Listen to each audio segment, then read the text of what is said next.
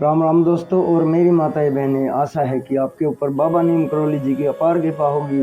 आपके घर परिवार में सभी कुशल मंगल हो, यही मेरी प्रार्थना, यही मेरी अर्जी है। मेरे बाबा नीम करौली जी की शरण में श्री राम प्रभु हनुमान जी, बाबा नीम करौली जी आपके सभी संकट दूर करे, सभी कष्ट हरे। जय बाबा नीम करौली महाराज जी की। दोस्तों और मेरी माताएं बहनें, आज मैं आपको श्रीमद् वाल्मीकि रामायण अरण्य कांड का 66वां सर्ग सुनाऊंगा। सर्ग का नाम है लक्ष्मण का श्री राम को समझाना। श्री रामचंद्र जी शोक से संतप्त होकर अनाथ की तरह विलाप करने लगे। वे महान मोह से युक्त और अत्यंत दुर्बल हो गए। उनका चित्त स्वस्थ नहीं था। उन्हें इस अवस्था में देखकर लक्ष्मण ने 2 घड़ी तक आश्वासन दिया। फिर वे उनका पैर दबाते हुए उन्हें समझाने लगे। भैया, हमारे पिता महाराज दशरथ ने बड़ी तपस्या से और महान कर्म का अनुष्ठान करके आपको पुत्र रूप में प्राप्त किया। जैसे देवताओं ने महान प्रयास से अमृत पा लिया था, आपने भरत के मुंह से जैसा सुना था, उसी के अनुसार भोपाल महाराज दशरथ आपके ही गुणों से बंधे हुए थे और आपका ही वियोग होने से वे देवलोक को प्राप्त हुए। रघुकुल भूषण, यदि आपने अपने ऊपर आए हुए इस दुख को आप धैर्यपूर्ण नहीं सहेंगे तो दूसरा कौन साधारण पुरुष जिसकी शक्ति बहुत थोड़ी होगी वो सह सकेगा। नरश्रेष्ठ, आप धैर्य धारण करें। संसार में किस प्रकार किस प्राणी पर आपत्ति नहीं आती। राजन, आपत्तियां अग्नि की भांति एक अक्षण में स्पर्श करती और दूसरे ही अक्षण में दूर हो जाती हैं। पुरुष सिंह, यदि आप दुखी होकर अपने तेज से समस्त लोगों को दग्ध कर देंगे, पीड़ित हुई प्रजा किसकी शरण में जाकर सुख और शांति पाएगी। यह लोक का स्वभाव ही है कि यहाँ पर सब दुख शोक आता जाता रहता है।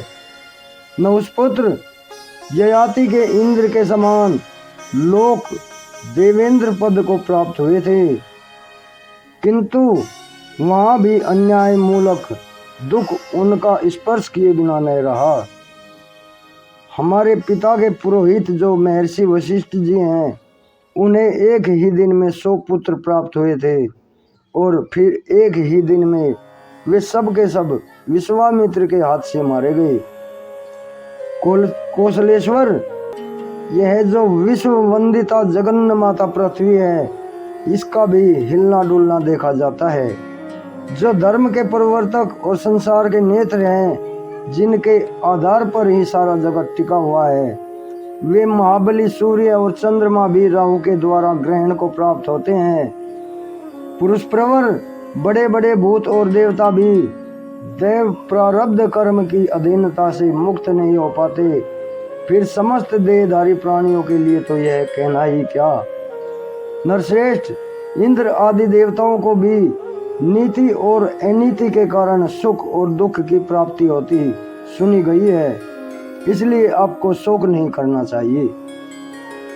वीर, विदेह राजकुमारी सीता यदि मर जाएं या नष्ट हो जाएं तो भी आपको दूसरे गंवार मनुष्यों की तरह शोक चिंता नहीं करनी चाहिए।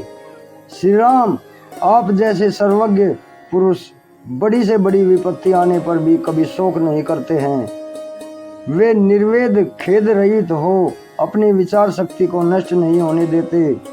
नरश्रेष्ठ, आप बुद्धि के द्वारा तात्विक विचार कीजिए, क्या करना चाहिए और क्या नहीं, क्या उचित है और क्या अनुचित, इसका निश्चय कीजिए, क्योंकि बुद्धि युक्त महाज्ञानी पुरुष ही शुभ और अशुभ कर्तव्य और उचित और अनुचित को अच्छी तरह जानते हैं।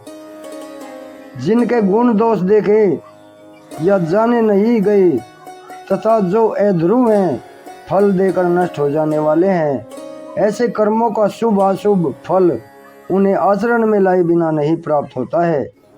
वीर, पहले आप ही अनेक बार इस तरह की बातें कहकर मुझे समझा चुके हैं। आपको कौन सिखा सकता है। साक्षात बृहस्पति भी आपके उपदेश देने की शक्ति नहीं रखते।